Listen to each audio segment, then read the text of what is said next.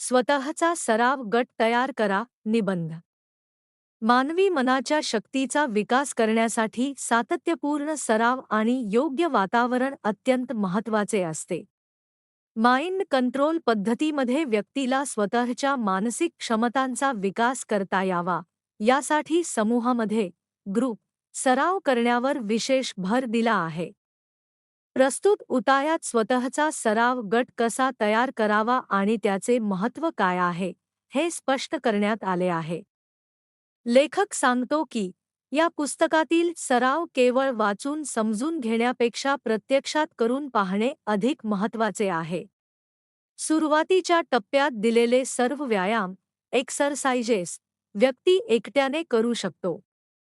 मात्र 1 ते 2 महिन्यांच्या सरावानंतर जेव्हा व्यक्ती अधिक प्रवीण प्रोफिशियंट होते, तेव्हा त्याला केस वर्कसाठी इतर लोकांची मदत आवश्यक असते.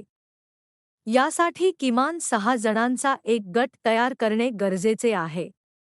या गटातील सर्व सदस्य एकमेकांशी सुसंगत कंपॅटिबल असावेत आणि सर्वांनी एकत्रितपणे सराव करावा.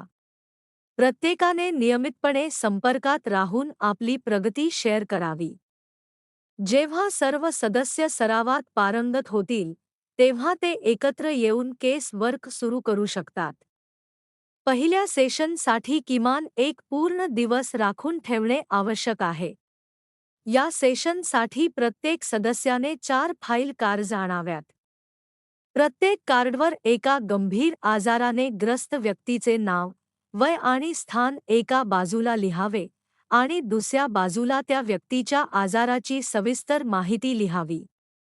ही माहिती नंतर तपासण्यासाठी व्हेरिफिकेशन उपयोगी ठरते. या प्रक्रियेची सुरुवात मानसिक एकाग्रतेने होते. सर्व सदस्यांनी एकत्रितपणे आपल्या मनाला एकाग्र करून विशिष्ट पद्धतीने कार्य करणे आवश्यक असते. यामुळे त्यांची मानसिक क्षमता अधिक विकसित होते आणि च्या प्रयोगांमध्ये अचूकता वाढते. समूहामध्ये सराव करण्याचा सर्वात मोठा फायदा म्हणजे एकमेकांना मिळणारा आधार आणि मार्गदर्शन. एकट्याने सराव करताना येणाऱ्या अडचणी समूहामध्ये सहज सोडवता येतात. तसेच इतरांच्या अनुभवांमधून शिकण्याची संधी मिळते. शेवटी स्वतःचा सराव गट तयार करणे हे मानसिक विकासाच्या प्रवासातील एक महत्त्वाचे पाऊल आहे.